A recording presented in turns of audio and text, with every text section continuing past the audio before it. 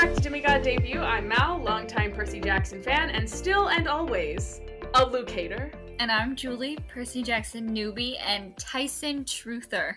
I did not like Tyson in these chapters. Gotta be honest. Oh, interesting. Controversial. Can't wait to unpack that. And I'm Sydney. I am a longtime friend of the pod, and I did not come up with anything else witty to say. We're glad to have you anyway. Yes, we're joined by Sydney, our traditional... Wait, this is a podcast about Julie. Sorry. And this is a podcast about Julie reading The Last Olympian for the first time. We are joined by our traditional end-of-book guest, Sydney, not to discuss the final chapters of the book, but to kind of discuss the end of the biggest plot line, so kind of still the end. Here we are. Welcome back to the pod, Sydney. Thanks, I'm so happy to be back, especially talking about what I really do perceive as the ending to the story of Percy Jackson and the Olympians. I do think that the rest of the book after this particular portion that we're talking about today kind of counts as an epilogue. I agree. I would say, yeah. And I do have some questions about things that have not yet been followed up on in any of the other sequel series. Oh. Interesting. So, I believe the pod last saw you in London after we saw the Lightning Thief musical, Yes. so... Yeah, we took it international, so it's been a little while. I have purchased a new laptop since then. So this is this computer's demigod debut, so to speak. Whoa. And I had to get set up in a new way this time, but I made it on, and I have some maybe hot and fresh takes regarding the death and the end of the hero's journey for Luke. I am excited to get into it, especially hearing that Julie may have some Tyson hot takes. So where we left off, Nico, Hades, and also Percy's parents had joined the fight down on Fifth Avenue. Kronos and Ethan had run up to Olympus, followed pretty closely by Percy, Grover, Annabeth, and Thalia. And so that's kind of where we're at now. So as soon as our quartet gets to Olympus, they realize that the bridge from the elevator is dissolving, so they have to jump for it. And they all kind of make it across except for Annabeth, who stumbles and falls. Percy catches her hand because, after she fell off that cliff in Titan's Curse, he sure as hell isn't going to let her fall off another.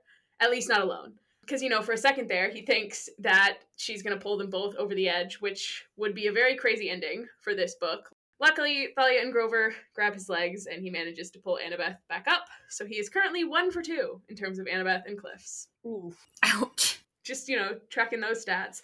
So then Percy and Annabeth just kind of lay there holding each other, and he kind of doesn't even realize that it's happening until she sort of tenses and gets weird about it. They just kind of keep moving as the bridge disintegrates completely, meaning no help's coming in. They also will not be able to go back down. So good times all around. Luke Kronos has already started wreaking havoc on Olympus, burning things and cutting down statues and trees, and which is kind of wild because it doesn't feel like he's been up here this long. He just got on the elevator, but I don't know. Then again, he has time manipulation powers, so I guess he could be up here however long he wanted without anyone even noticing. I don't know. It doesn't matter. He then also destroys a shrine to Artemis, which upsets Thalia, and she's like, he's gonna pay for that. But she does not have time to exact any revenge because a giant statue of Hera comes crashing down, and Thalia pushes Annabeth and Percy out of the way, only to be trapped herself. So, Thalia is out of the final fight pretty early. She's a badass. I love her. I love Thalia. As much as I'm sad that she isn't there for the final battle, I do think it's for the best. More on that later, but... And Annabeth is like, Hera's had it out for me all year. And I'm torn between being like, yeah, that's exactly how petty Hera is, that she absolutely would crush this 16-year-old girl with a statue in the middle of a war, for her own petty grudge. I'm torn between believing that and then also being like, okay, she's got better things to do right now. Go be real. She's a little busy. So honestly, either way, I think Annabeth could be right, but also it could just be kind of a leftover side effect of just general chaos that Kronos is doing, I don't know. Mm-hmm. Then Thalia tells them to leave her under the statue, and they do. We get another classic Grover comic relief bit. Percy says, we have to run, and Grover goes, I don't suppose you mean away. And Percy and Annabeth both take off running towards the palace, and Grover goes, I was afraid of that. I love him. He is the comic relief of the entire series. Like, he's just Grover. He is, but also, like, he's also got such a good arc. Like, that's the fun about Grover. Like, he's funny, and he's kind of our weak link in a lot of ways, but also he rocks. He'll come through. Yeah. Do you really think he's the weakest link of the trio? Of, like, Percy, Annabeth, Grover? Yeah. Yes, I do. Ooh. I almost think it's Annabeth Ooh, interesting.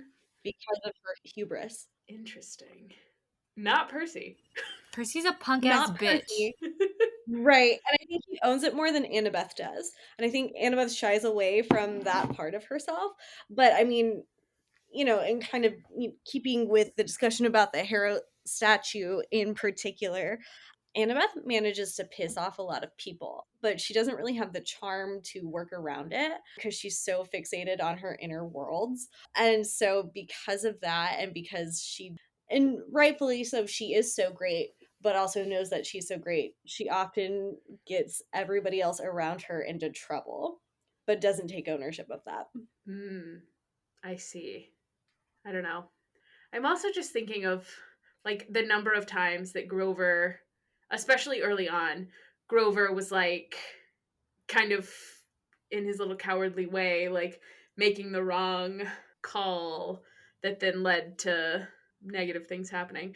I don't know. I think what makes them all work as a trio is that they fill in each other's gaps. Oh, 100%. Like, these are all flawed characters. Yes. I just don't think that Grover is the weakest link. Interesting. That's the hill I'll die on. Interesting. I wish I had a better argument for why I think Grover is, other than I love Annabeth and I know she's you never do. done anything wrong ever. It's hard to hear. Julie, be our tiebreaker. I kind of just think it'd be funny to pick Percy because I do think he acts like a little bitch sometimes. So, like, I'm like, dude. Here, But real. I agree with Matt. I think it's Grover. to be Yeah. honest. I think he's kind of a coward a little bit. Like, he steps up to the plate eventually, but he's a scaredy cat. Yeah. Which is fine because he faces like I would be a scaredy cat. Like, I feel like Annabeth and Grover have opposite problems. Where Annabeth can be overconfident, Grover is like underconfident, and both have had negative consequences, you know? Right. I would agree with that, but I don't think Grover is necessarily a weak link because he verbalizes how scared he is. Right. I'm not saying that's why he's the weakest link. but he's less likely to take big risks that they need to do in order to save the world, I think. Yeah. Until, like, back against the wall, which I guess is when it really matters. But it's like, Grover, come on. Yeah. But he also went to search for Pan too, and he did that on his own. But they also, like, they had to rescue him immediately. Like, he got in trouble and they had to rescue him. Okay, who haven't they had to rescue? Come on now. They've also had to rescue Annabeth. That's true. That's true. But that was also, like, that was kind of Percy's fault because he went off on his own because he was feeling jealous about Thalia. So, like, Wow, so they're all bad. I'm just saying, like, Annabeth getting captured was not even really necessarily her own fault. Like, it was kind of Percy's fault. Again, Annabeth has done nothing wrong, ever, in her life. Anyway, what were we saying? Okay. So we kind of, we make our way to the throne room where we find Kronos and Ethan. Hestia and Rachel are nowhere to be found, but Bessie the Elphiotaurus is here, and he's not mooing or anything, just kind of keeping quiet, not drawing attention to himself. And it's just very interesting to me that Kronos just kind of ignores Bessie when we had the whole plot line in the third book about, like, whoever kills him would have the power to defeat the gods. I know Kronos is kind of like, it's already over, like, I've already basically won, I'm on Olympus, I'm destroying everything. But if I was him, I would want to have as many backup plans in place. Like, I don't know. I'm just like, it feels like you could be smarter here. Not that I'm advocating for anyone to kill Bessie, because I love Bessie, but I'm just saying, feels like a tactical error. Cover all your bases. Yes. Maybe Luke was making him forget about it. Maybe. Right, because it does say, but it wouldn't be long before Kronos noticed him, meaning Bessie. So, like, don't you think that Kronos, you're right, like, is so wrapped up into the idea that I've won, it's going to be so easy, that who cares about having a plan B? I'm, like, singularly minded at this point. Yeah. I'm here, I'm in the throne room, I'm about to take it all back. Yeah. One thing I did appreciate here is the way that Percy really emphasizes that it's Luke's body that they're looking at. Like, he says, and I quote, Kronos turned and smiled through Luke's face. Except for the golden eyes, he looked just the same as he had 4 years ago when he'd welcomed me into the Hermes cabin. Annabeth made a painful sound in the back of her throat, like someone had just sucker punched her. Oof. Because my problem in this book is always that I tend to, even though I know that like Luke and Kronos are one, I tend to separate them. And when Percy's calling him Kronos, I'm like picturing something else, more of like a towering godlike figure, I guess. But it's like it's Luke, and that's why I started calling him Luke Kronos, to remind myself that like this is Kronos wearing Luke's face, and that's upsetting. But you know, Kronos kind of taunts Percy, asking if the prophesized choice he's going to make is to fight and die instead of bowing down. Percy kind of taunts right back, saying that Luke used to be a good sword fighter, but I guess you don't have his skill. Kronos then changes his scythe back to Backbiter, Luke's sort of old double metal sword, and Annabeth decides it's a great time to remind Percy about the hero's soul cursed blade shall reap line of the prophecy. But I do feel like this is also Rick reminding his 13-year-old readers of the prophecy that they may have forgotten at this point. I definitely did until you were like last episode, like, hey, make some Final Prophecy predictions. And I was like, okay, I have to go look it up again. I was like, if I ask her to do this, it's going to kind of give away that the prophecy is sort of ending, but also I want your final thoughts. It's the final book. Yeah. So Annabeth kind of starts fighting Ethan. Percy is fighting Kronos / Luke. And Grover is playing some kind of encouraging music on his pipes that kind of fills Percy with warmth and courage. And Percy ends up backed up against Hephaestus's throne and ends up jumping on it, which sends it into defense mode. And this involves like tendrils of electricity shooting out, one of which hits Kronos in the face. I kind of love that. It's just fun to me. This also kind of gives us a second while Kronos recovers to sort of regroup and try to make some moves. This is when Annabeth decides that she's going to jump in, try to reason with Luke, and Percy wants to yell that she's crazy for trying to do this. Kronos also simply like flicks his hand and throws Annabeth across the room to her mother's throne, where she like crumples on the floor. So not great. And Kronos then asks Ethan to kill Percy, since he has worked out the secret weak spot, and Ethan's eyes kind of dart downwards to Percy's midsection, and Percy knows, oh, Ethan does in fact know. But Ethan also doesn't do anything, which is very fascinating to me. Like, the fact that Ethan doesn't tell Kronos what Percy's weak spot is just interesting. Percy then tries to kind of reason with Ethan, saying that the minor gods do deserve better, but his mom is the goddess of balance, and so surely he should be able to see that this total destruction that Kronos is going for, like, this isn't balance. Percy also notes that he seems really affected by Grover's music, like it's filling him with nostalgia, and with kind of the combination of all of that, Ethan charges, but not at Percy. He charges at Kronos. And of course, he doesn't actually get anywhere with this. His blade like shatters on contact with Kronos. He gets stabbed with a piece of his own blade, and then Luke Kronos stomps his foot, the floor crumbles, and Ethan falls, assumedly back down to earth. R.I.P. Ethan. You sure were a character. I mean, he came through at the end. He sure did. It does always make me laugh a little bit. The way that Kronos' response is just to kind of go, treason. I don't know why, but that one little line always makes me giggle a little bit. But yes, Ethan did come around in the end.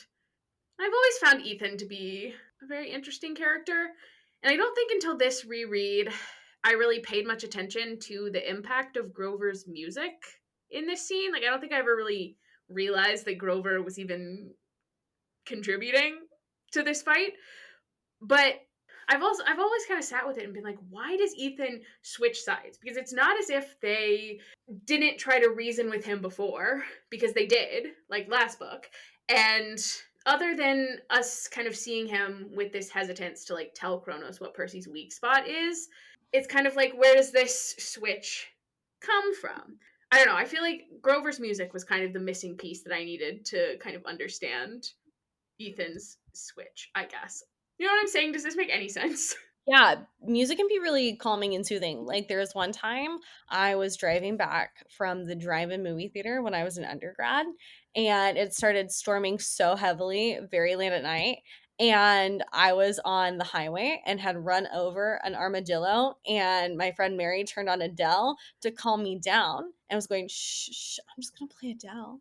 I'm just gonna play Adele. So Grover, he was probably playing Adele. He was setting fire to the rain, okay? I love that so much. Grover was playing Adele, and it turned Ethan from evil to good. Exactly. And it got us home. That's what matters. So, important question. Is there a song that you think is good enough to make you switch? I mean, either from evil to good or good to evil. So sometimes if I really need to grind things out at work, I'll play the soundtrack to Succession. I think if the Succession theme was on vampires, I'd probably become evil. That's a better answer than I even hoped for. That's so Great. good. I would unleash my inner Chivroy. Problematic girl boss. Oh my god. I was trying to think like what song would turn me evil. Perhaps any of those like stereotypical country like I love America, I love my woman, I love my truck kind of situations. You need a God country. Be like, so actually, due to personal reasons, I'm evil now. Mine would. I'm gonna steal Sydney's answer. Kind of. It would be the Oppenheimer soundtrack. That could do it. That I used to listen to checks that out.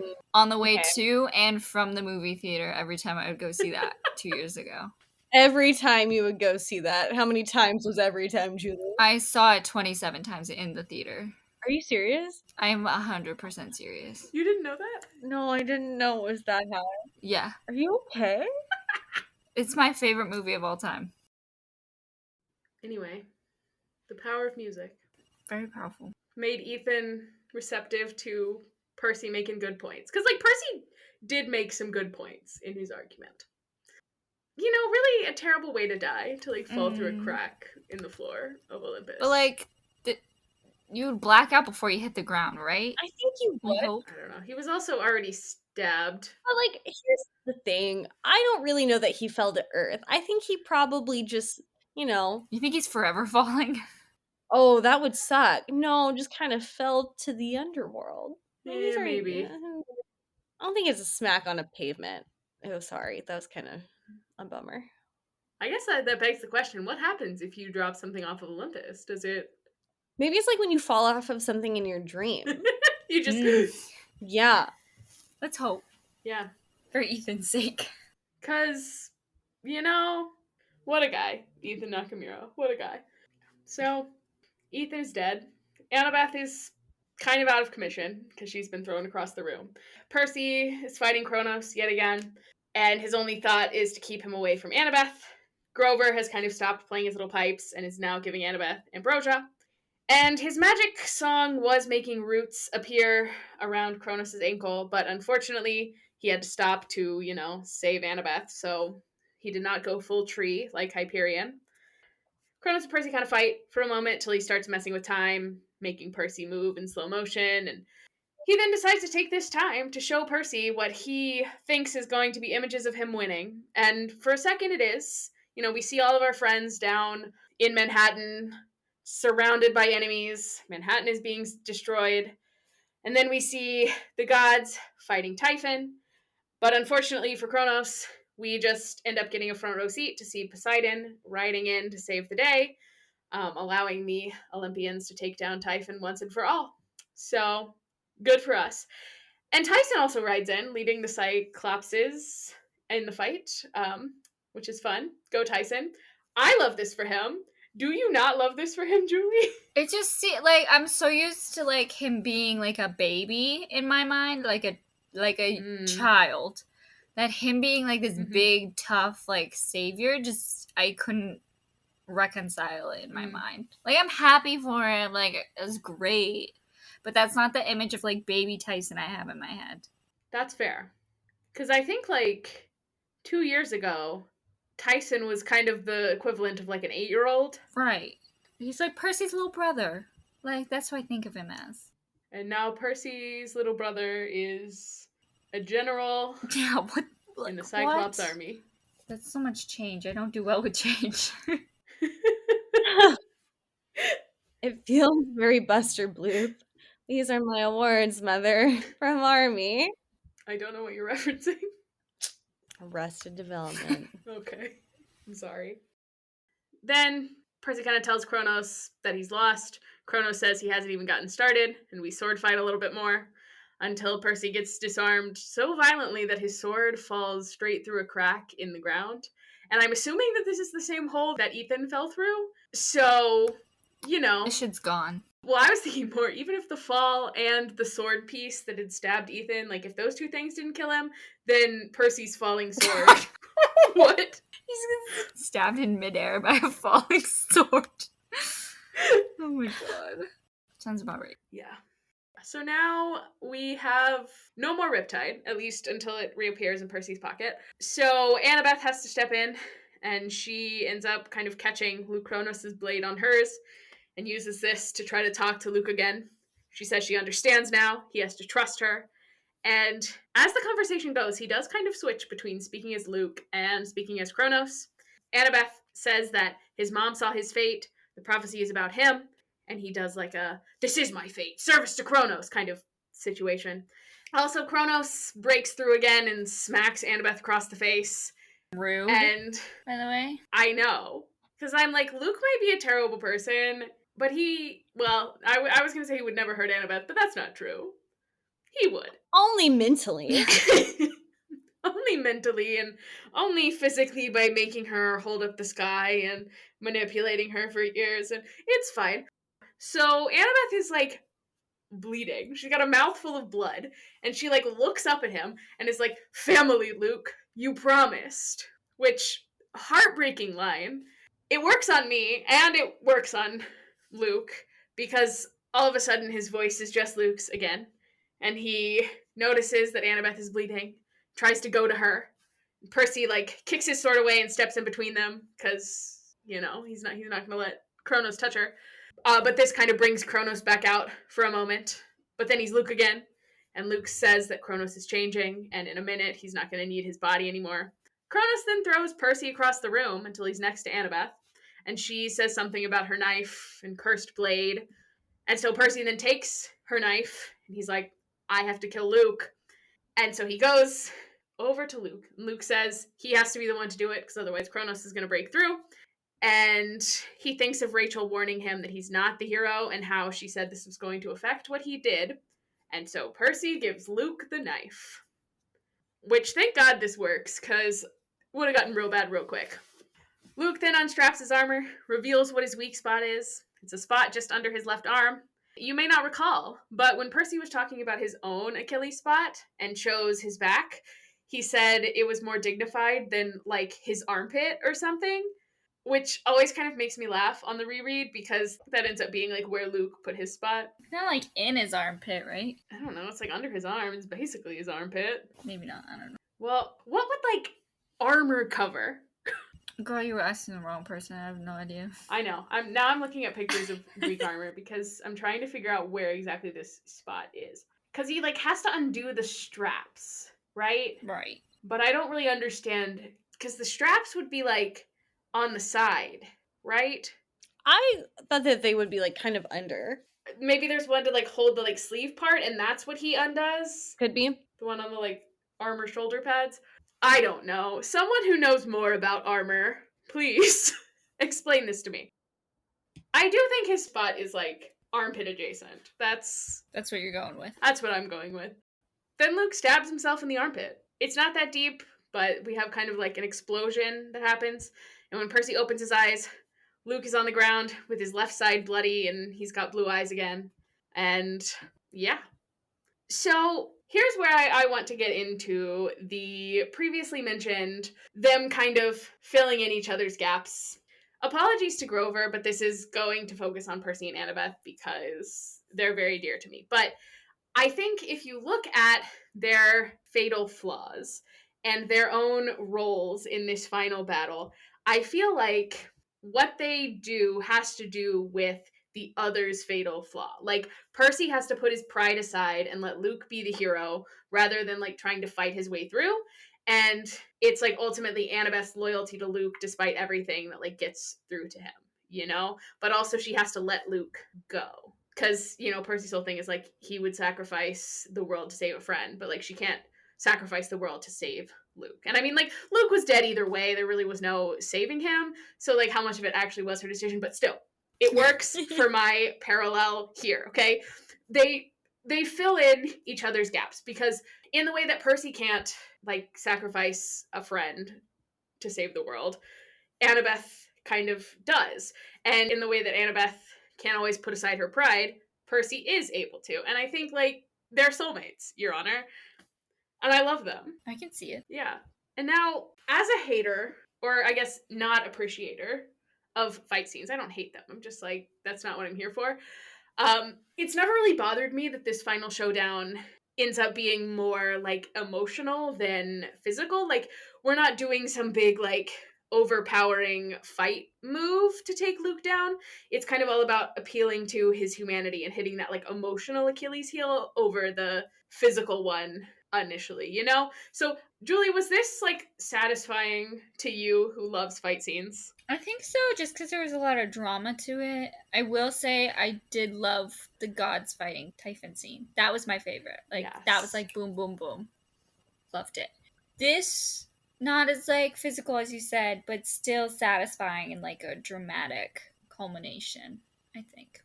I'm kind of sad that Annabeth didn't kill him, though. That would have been nice for me. But I mean, in a way, she did, because it really does hinge on her. But I mean, I just think she should get to stab someone as a treat. I agree. So. But I think she's done plenty of stabbing, and I do wonder how stabbing Luke would have affected her, you know? Probably wouldn't have been great for her mental health. Yeah. But I do kind of question her judgment a little bit, because after all this, she like comes over to Luke, you know, who is dying, and she tells him that he was a hero in the end, and he'll go to Elysium. And I'm kind of over here like, Elysium? After all of that? Like, killing yourself was the bare minimum. It always drives me, like, it drives me nuts when a character, it's like, okay, he got to do, like, whatever he wants and hurt all these people, but just because he feels remorse and sacrifices himself at the last moment, I'm supposed to forgive him? He's the one who broke it. Why does he get any praise for fixing it? You know? He did save the world by killing himself. Yes, but he's the reason the world needed saving. Yeah, but I think this is a very Darth Vader kind of ending. Like, do you believe that Anakin Skywalker is redeemed at the end of the original trilogy? I've only seen Star Wars once. Oh my gosh. Oh my gosh. I can't. Any reference Sydney makes, I'm like, yes. Wow. Okay. Oh my gosh. Okay, well, the last time I watched Star Wars, I was in middle school. I do not remember any of it. Okay, well, so at the end of Star Wars, Darth Vader reveals, you know, himself. I mean, not in the last movie, but in the second movie, Darth Vader does reveal himself to be Luke's father. What? That's a spoiler. I know, so sorry for a franchise that has been out longer than you've been alive. Because Luke's all upset in Empire that Darth Vader killed his father. Actually, you know what? Sorry. You know what spoiled that for me is the scene in Toy Story where... I thought you were going to say Ted Lasso. No, the scene in Toy Story where, like, Buzz Lightyear is fighting... What the heck is his name? Like, Zorg or something? Like, he's fighting him, and he's like, you killed my father. And then the other toy goes, no, Buzz, I am your father. And I was like, whoa, that's wild. And my mom was like, that's Star Wars. Yep. Yep. Uh-huh. So, at the end of the last movie, in order to save the rebellion and to defeat Palpatine once and for all, which I guess in the case somehow Palpatine returned. Yeah. Palpatine is Kronos. Darth Vader, who is a puppet of Palpatine, much like Luke is a puppet of Kronos, sacrifices himself, ultimately leading to Anakin's redemption. So at the end of the film, Darth Vader is no longer Darth Vader, he's Anakin, and he becomes one with the Force, because he essentially becomes a Jedi, and he sheds himself of the dark. He loses his Sith ways because he's sacrificed for love. Ultimately, I think Luke does the same thing. He sacrifices himself for love. He sheds himself of that. Is he, worthy of Elysium?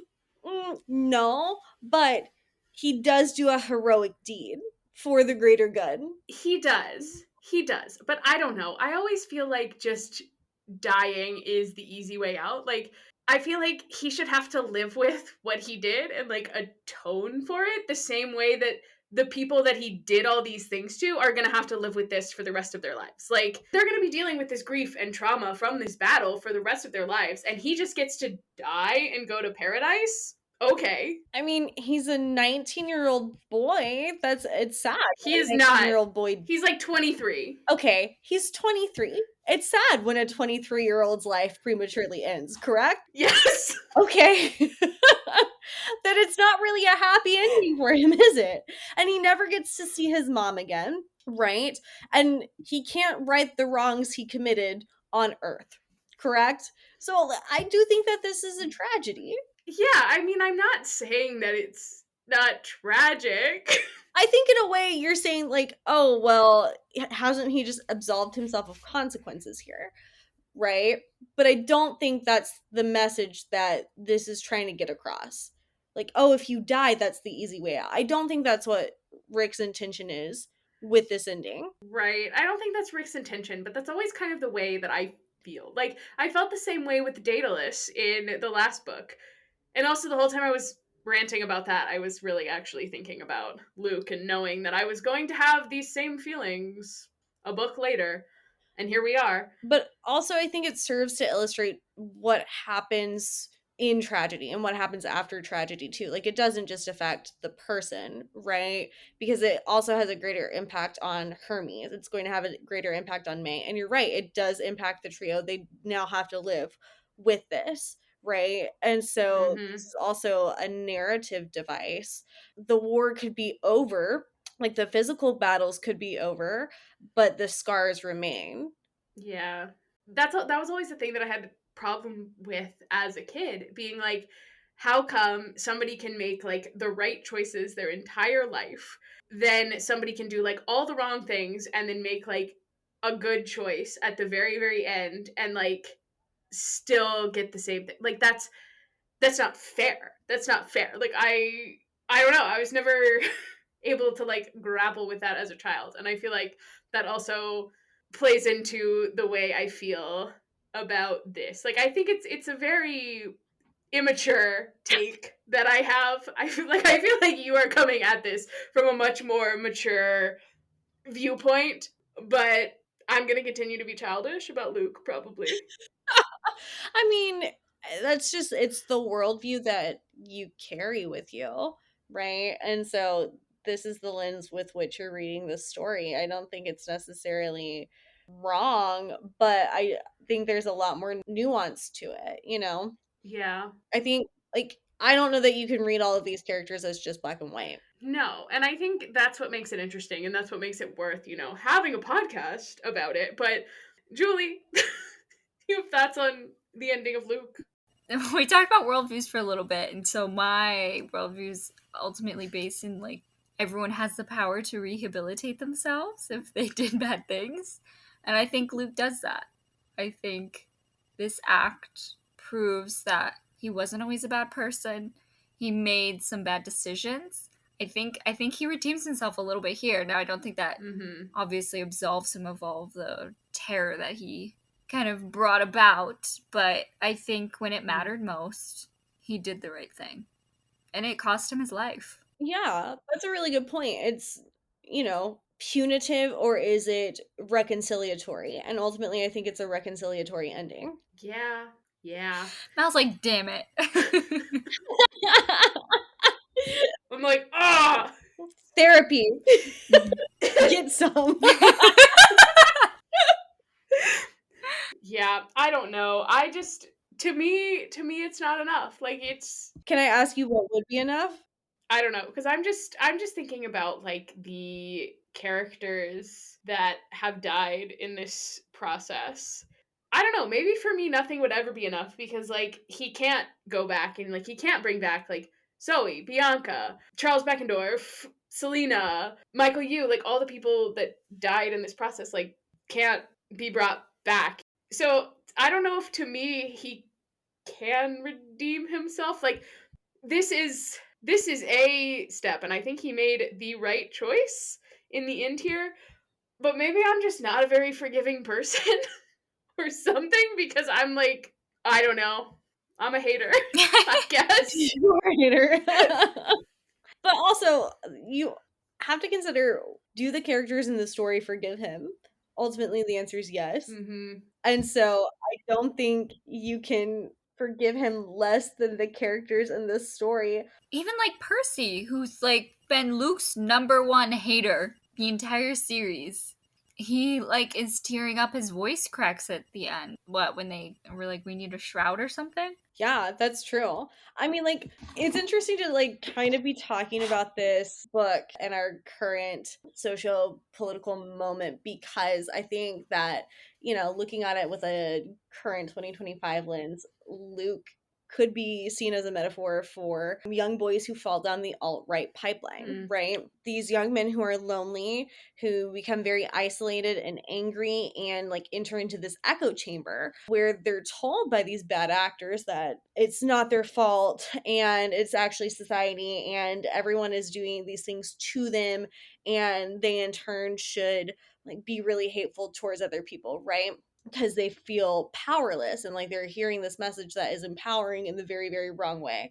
So ultimately, in like thinking about those young men, right, who are falling into this trap, are they irredeemable? Absolutely not. But they've been sold a false bill of goods. And sometimes they do or say heinous things that you don't agree with. Right. Absolutely, they do. But ultimately, I think it depends on whether or not you think a person can be rehabilitated. Yes.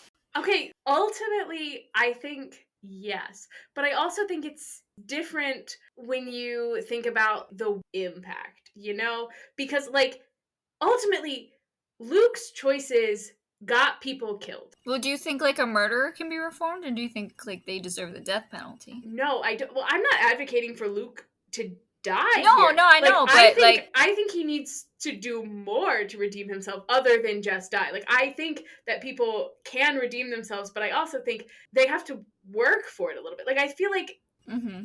to be redeemed to me, he would need to have a role in like the rebuilding process. And like I don't know that that would be possible. I don't know that we would trust him, but Hold on, pause right there. But ultimately, doesn't he have a role in that? Because it's the memory of who Luke was before this happened to him and he made these choices that is then carried by Percy and Annabeth and those who loved him and Hermes too to create a better world.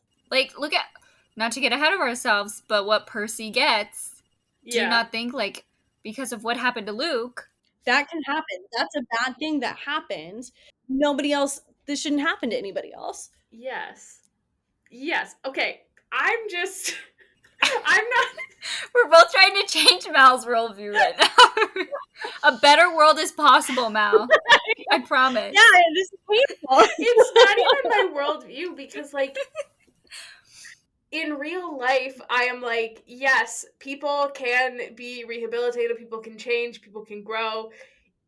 It's just the fact that he dies. So there's like not a chance for him to really make amends. But that happens in real life too. No, Like, I know.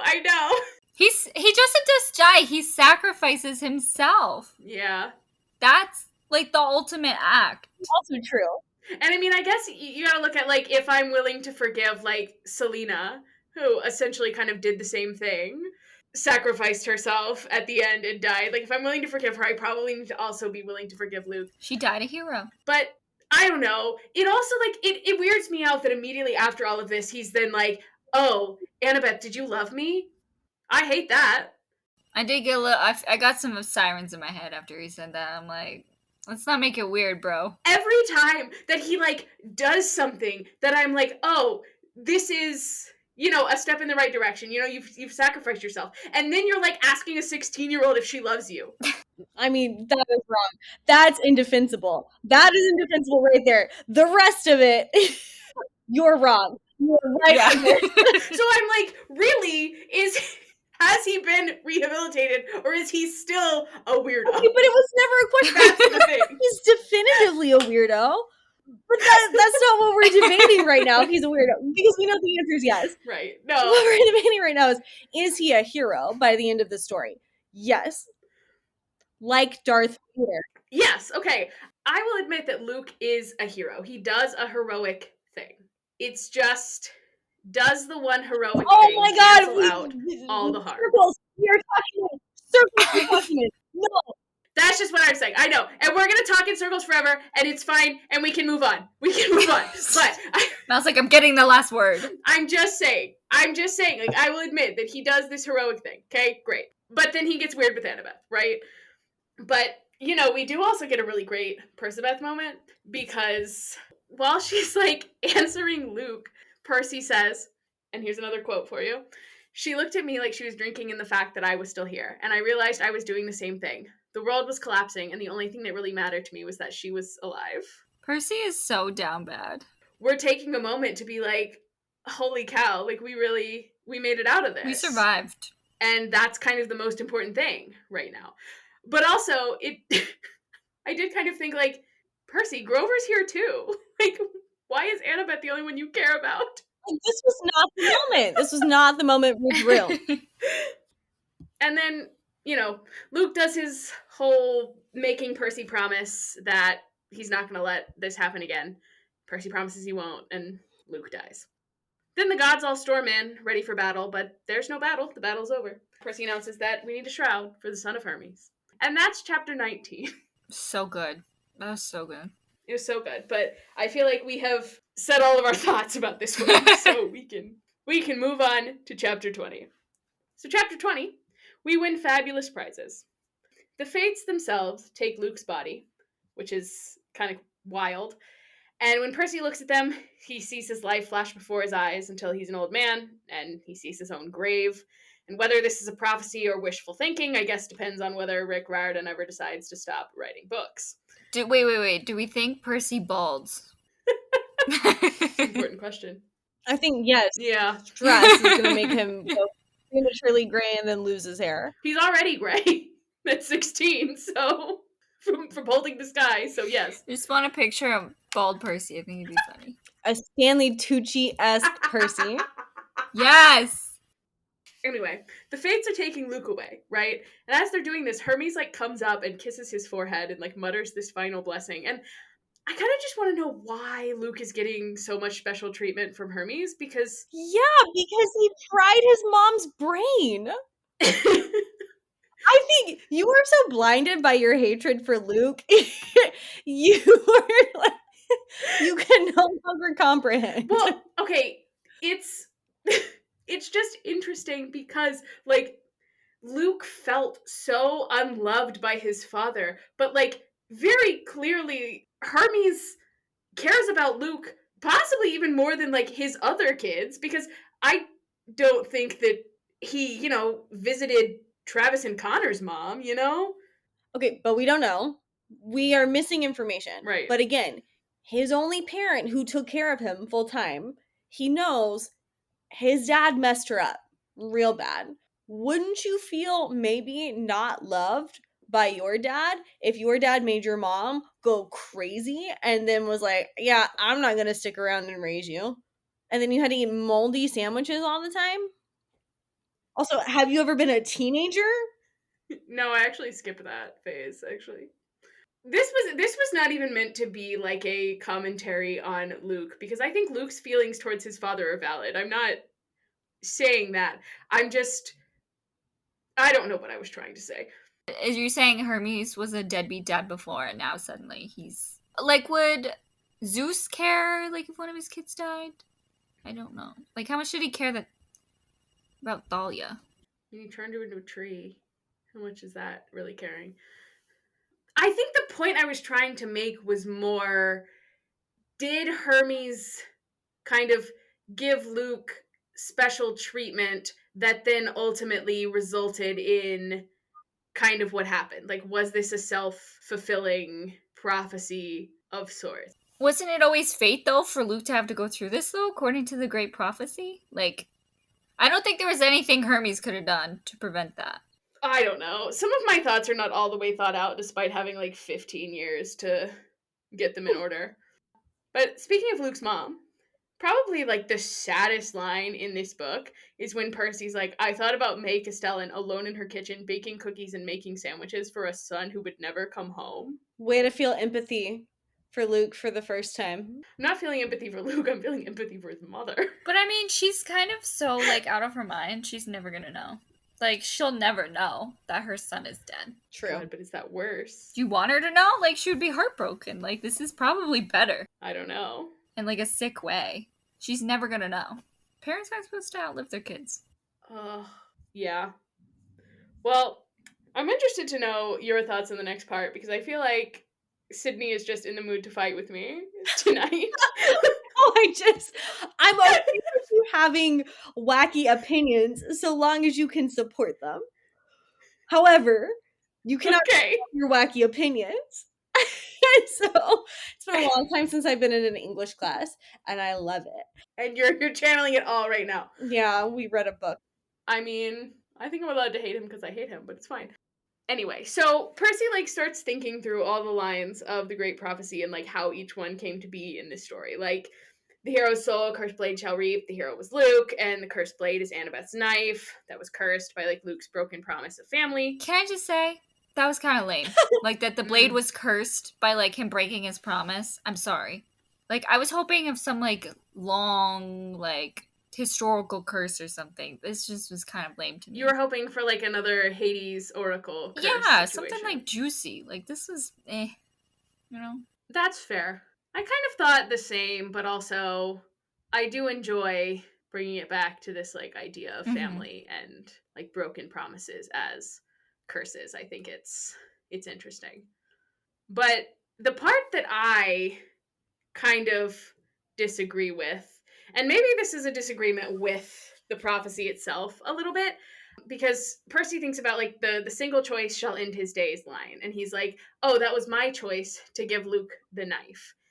I just don't think you can even pinpoint one choice that results in the ending, because I think there's like 3 different major players who are all making choices in that final moment. Like, you've got Luke making his choices, Percy making his choices, Annabeth making her choices. I also just ultimately think that this ending has more to do with Annabeth and Luke than it does with Percy, you know? And I think it's more about like her choice to still see the good in Luke, because like a chapter ago, she recognized for the first time like all the harm that Luke has caused, and she was very like, she had screamed at him, I hate you, and attacked him and tried to kill him. Like, she was very anti-Luke. So I do think that she made kind of an intentional choice here to put aside those emotions and that hurt that she was feeling, and like realizing this kind of about Luke for the first time.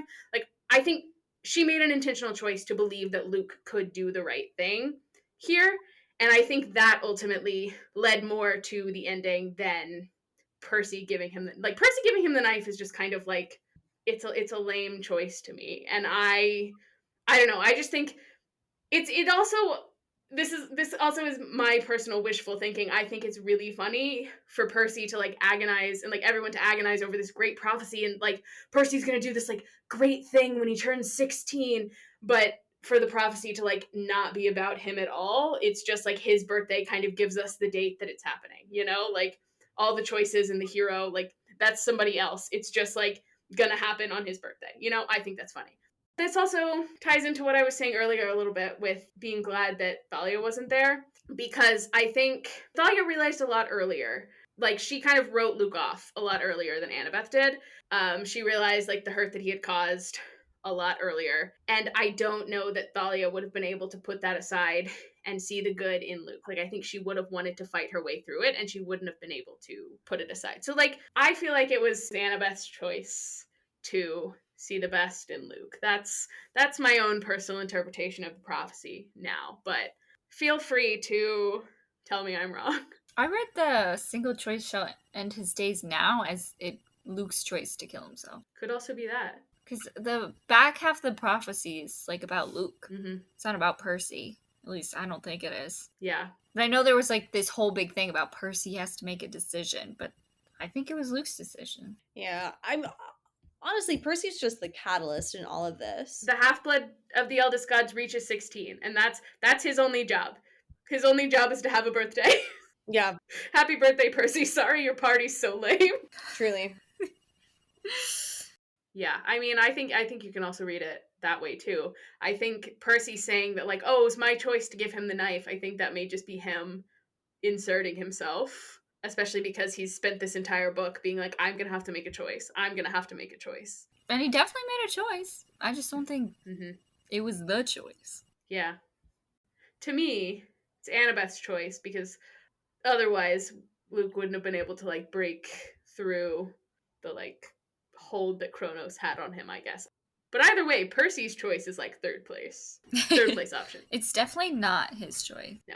Then everything kind of catches up to Annabeth. She collapses in Percy's arms, but this is not like a romantic moment, because Percy accidentally grabs her, like, bad arm and she passes out. And then she gets to be personally healed by Apollo, which is kind of cool. And then we have a very chaotic few hours in which repairs are happening, and Percy also remembers he has to send his mom a blue sign, so he asks Zeus to light the Empire State Building up blue. And I have some things to say about this.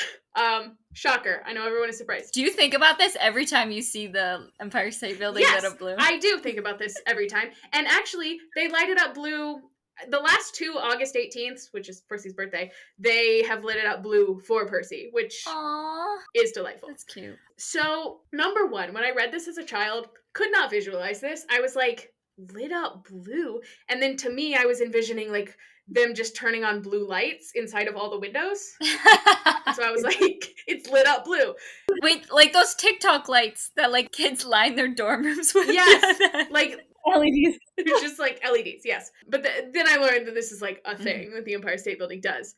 But when I was in college, deep in my Percy Jackson phase, I ended up getting all the ebooks because my physical books were at my parents', and, like, bringing all that to my dorm was crazy. And ebooks are cheaper than, like, buying all new books. So I, at one point, was reading the ebook version of The Last Olympian.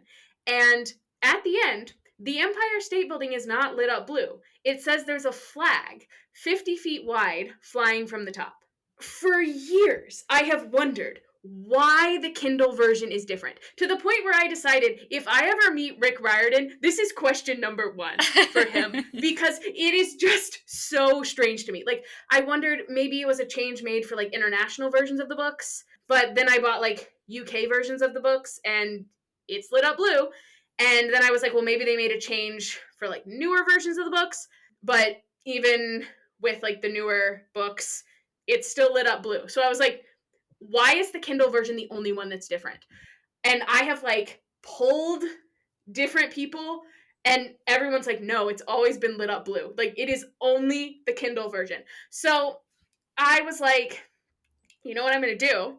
I'm going to @ Becky Riordan on Threads, and I'm going to ask her and see if there's an answer to this question, because sometimes she does reply to things that I post on Threads, which is wild. But I was like, maybe if I ask her a question intentionally, she will reply. And she did. She replied to me at like 3 a.m, which... Girl, go to bed. Hey, she's a woman of a certain age. She can't sleep through the night anymore. Okay, that's true. You're right. Originally, I was like, maybe she's on the West Coast. She's in a different time zone, because, like, she lives in Boston, so that's also Eastern time. But 3 a.m, so I didn't see this till I woke up. Not important. Becky said that in, like, the original draft of The Last Olympian, they had gone with the flag. And she can't remember, because it's been, like, almost 20 years. She can't remember why it changed, whether it was, like, something that an editor said, or they, like, took a trip to New York and kind of realized, but something happened to fix it for the final version. But she said she remembers there being, like, a bunch of issues with the Kindle version, like it was missing a bunch of pages or something, and she guesses that they must have used like the earlier draft to fix it. And so she also said there's probably other smaller differences like throughout the Kindle version of the book. And I'm like, hey, great to have an answer, but also, Becky, why would you say that to me? Because now I have to read the two side by side and see if I can find any other issues and differences. But yeah, I was like, wow, having a podcast has amounted to something because I got an answer to the question that has been like... I love it. If nothing else, the podcast has answered that question for you. If nothing else, I have answered that question. This has all been a vehicle Yes. for that question to be answered. And I feel 20 pounds lighter. I love this for you. Thank you.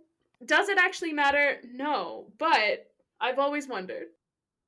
Okay, anyway, we then get to kind of check in with all of our little friends who are still alive and also hear about the others who aren't there. Like, Chiron has gone back to camp. You know, he's been dug out of the rubble. Percy's parents are okay, but they also can't come up. Rachel was spotted leaving the Empire State Building. No one really knows where she went, which kind of worries Percy, but not really much he can do about it right now. Nico and Hades are also there, and they get, like, hero's welcome, which is great.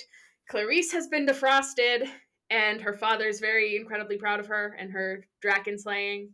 Love. And, like, it really just feels like an ending. Mm-hmm. Like, this is the end. And Hera even says that she supposes she won't have to destroy him and that little girl. So hopefully this means no more cows for Annabeth. Mr. D also says his sentence at camp has been reduced from 100 years to 50. And I'm also kind of wondering how long he's had 100 years left at camp, because he told us he had 100 years left in The Lightning Thief, and now 4 years later he still has 100 years left. Are we just not really counting? Is it more of like a vibe? Yeah. It's like, you still don't seem sorry. Like the gods are like, years don't actually matter, so I'm going to say it's 100 years, but it's just based on a vibe. Like, whenever I think it's been long enough. Percy and Grover also have a cute little heart-to-heart where they tell each other how, like, great they are and how proud they are to be each other's friends. It's all very cute. We also get to see Tyson. Tyson says he had a whole lot of fun training Typhon and being a general. Like, I feel like it's very much still the same young Tyson, but now he's just got responsibilities. He's just been to war now. Makes me nervous. We're all child soldiers. Percy also gets his first ever hug from his dad, which is wild. He even cries a little because it's the first time he kind of lets himself feel just how terrified he's been, which is sad. Poor Percy. And Poseidon also tells him that he's risen above all other heroes, which is kind of true. Like, I just read Percy Jackson's Greek Heroes, which is this, like, collection of short stories about various Greek heroes, which is narrated by Percy. So it's like Percy's telling us the story of all these heroes. Like, as I was reading it, I was listening to him talk about, like, Hercules and Theseus and all these other heroes, and, like, probably 80% of the stories he was telling were all just things that he's done in this series. Like, he's out here doing the work of every major Greek hero in just the last 4 years. Like, he's not even an adult yet. Crazy. It is very crazy. And then we go in for our Olympian Council. Zeus thanks both Poseidon and Hades for their help, and then one by one he starts giving the kids their titular fabulous prizes. Thalia doesn't really get a reward. Artemis just kind of says that she did a good job. Well, all the fallen hunters get to go to paradise, right? Yes. So I think that was is true, what it was. But that's not really a gift for her. Or, like, a reward. Yeah, I'm like, this is not really a gift for Thalia compared to, like, everybody else. Tyson gets appointed as general of the Cyclops army, and he's granted any weapon he wants. And so he, like, holds up his broken club, and he's like, stick! And Zeus promises him the finest stick that can be found. That's my Tyson. I love him. Grover gets appointed as a member of the Council of the Cloven Elders. Crazy. Love this for him. With this, he will no longer be an outcast, but instead be Lord of the Wild. He's like the young, hip, Gen Z congressman, you know? That's what Grover is now. Annabeth gets offered a new position as the architect of Olympus. She will get to be in charge of overseeing all the repairs. And I love how happy Percy is for her. Like, he talks about how big he's grinning while he's like, way to go. It's just cute. But one thing that I did notice is that they're all just kind of being offered jobs. Like, hello, children. It's the gods. Thank you for doing so well in the child army. And saving our lives. Yeah, we are so graciously now going to allow you to do more work for us. That's the thing that gets me. It's very much giving, like, Ethan's mom taking his eye for the privilege of, like, bringing recognition to the minor gods, you know? Mm-hmm. Like, he's doing something for you. Yeah, it's crazy. Why is their reward doing more things for you? Yeah. Let me just rebuild your entire city. And I mean, like, it is the perfect gift for her. Like, nothing would have made her happier, but, like, more work. Still, we're just all getting jobs. Even Percy, he gets offered, like, the job. The council agrees to make him a god, and he will be allowed to serve as his father's lieutenant for all time. Again, we are giving you the ability to serve us. Hee hee hee. All the gods kind of approve of this. Ares is very glad to have the ability to, like, pulverize him and have him keep coming back. Athena approves, but while she does, she's, like, looking at Annabeth. And Percy also kind of looks back at Annabeth and sees she's trying not to meet his eyes. And he thinks of standing there a year and a half ago, being so scared that she was going to join the Hunters. And he thinks about, you know, all the good things that would come with this, like never dying, being powerful forever. And then he also thinks about everyone who's died: Beckendorf, Selena, Michael, Ethan, Luke. And he says no. He says he's got a lot of life to live and he doesn't want to peak as a sophomore, which is a good call. You never want to be one of those guys who peaked in high school. No. And so instead, as you said, like kind of in Luke's honor, well, actually, before he brings it up, he makes all the gods swear on the river Styx that they're going to follow it. And then he asks for them to recognize all the children of all the gods. That way, there's not going to be another Luke who is so resentful that they go to like these extremes again. And so he wants all the kids claimed by the time they're 13. He wants amnesty for the minor gods, as well as a place for them at camp. And he also specifically asks for peaceful titans like Calypso to be pardoned. So Calypso gets a mention by name. And he also says that Hades' children should have a place at camp, and there should be no more pact of the big three not to have kids. TLDR, all children of the gods are going to be welcomed and treated with respect. Yay. Julie actually saw a spoiler about this weeks ago, because you saw that reel that was talking about, like, oh, my standards for men are high because I read about Percy giving up immortality for Annabeth when they weren't even dating yet. I wasn't even mad at that, like, as a spoiler, because out of context, that doesn't even really mean anything. Like, it's not even really a True. spoiler. I totally forgot about it, by the way. Good. Also, I feel like to say that Percy gave up immortality for Annabeth is greatly oversimplifying the situation, and it actually kind of makes me mad.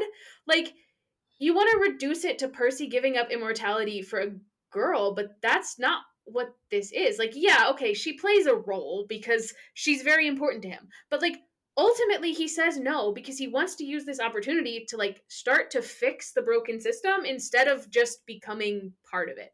Because yeah, okay, maybe he could have made some changes from the inside, like as a god, but I think like eventually, no matter how hard he tried, like eventually as a god, you like lose the humanity piece, and I think he would end up becoming like the other gods, you know? But he instead took his one real shot he had to get the gods to listen and made a statement with it in a way that I think is much more meaningful. Like, and he's keeping the promise that he made to Luke. Like, it's just, don't say that it's because of a girl, because it's not. There's so much more to it. I do have a question. It's somewhat unrelated. Okay. Does Percy keep his invincibility after this? Does he still have that? He does still have that, yes. So is he still going to have that until he dies? What a good question. You're going to have to keep reading to find out. Great answer, Sydney. I've read 5 of these books. That's so many of them. It is so many of them. I mean, every other hero that we have seen have the Achilles curse has kept it until they died, because the only other two that have had the curse have been Achilles and Luke. So Percy's gonna be looking over his shoulder forever to make sure nobody stabs him in the back. Literally. Also, you know, I kind of think that Percy denying becoming a god kind of makes more of a statement than anything else he could have done. You know, like if they're like, hey, we're going to let you into our super exclusive god club. And he's like, no thanks. Actually, I'd rather you just pay your child support. It was a smart move of him to get them to swear on the sticks, because I think, like, if it was me, I would have been pissed. If he would have just come out with that, they wouldn't have never agreed. Oh yeah. But in huge news, Athena looks at him and says that he's correct and that it was unwise of them to ignore their children. And she also looks at Annabeth and says she's had her doubts about him, but perhaps she was mistaken. So, I'm just saying. And then they leave.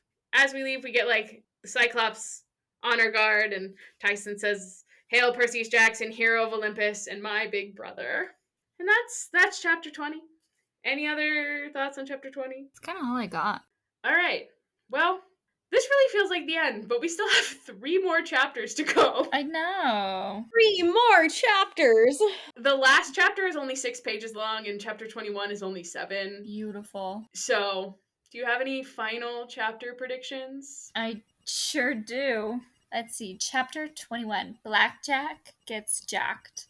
I couldn't decide what would be funnier, is if that Blackjack went to the gym and got really huge, or if someone, like, steals him, like carjacks him, but it's Blackjack. Horsejack. Yeah, horsejacks him. And I've decided I hope that Rachel steals him, because I think that would be funny. Chapter 22, I am dumped. Rachel becomes the Oracle and dumps Percy. His own version of a situationship. I've decided that they were in a situationship, and she dumps him. Yeah. And then chapter 23, we say goodbye, sort of. Annabeth and Percy part ways for now. She has a big girl job now. And he has a big boy job. He has to go find all of the children of the gods. Road trip. Okay, so where do you think Percy and Annabeth are going to be when they part ways? What do you mean, where? Like, where will they be in their relationship? That's my question for you. Not dating. They will not be dating. Interesting. I think they're both still too scared. They want to do we're both going off to different colleges. We should break up now. We can't do long distance. I see. We have to focus on us. And then they come back together. That's what I'm going with. Interesting. Well, we'll see if you're right. I can't believe we are almost done. Crazy that I let you talk me into doing this for all 5 books. All 5 books. That's insane. 3 more chapters. What a time. Well, thank you, Sydney, for joining us. You're so welcome. Thank you for your takes on Luke. I'll ruminate on them. And My correct take, by the way. And Mallory has had character development and growth. I've changed my mind. So, we will be back with the conclusion of The Last Olympian next time.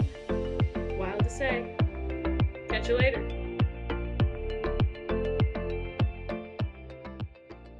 Hi, you can find us on social media at @DemigodDebutPod. You can also find the links to all of our socials in the episode description. If you enjoy consuming this podcast, please consider leaving us a rating or review wherever it is you are listening. See you next time. Bye!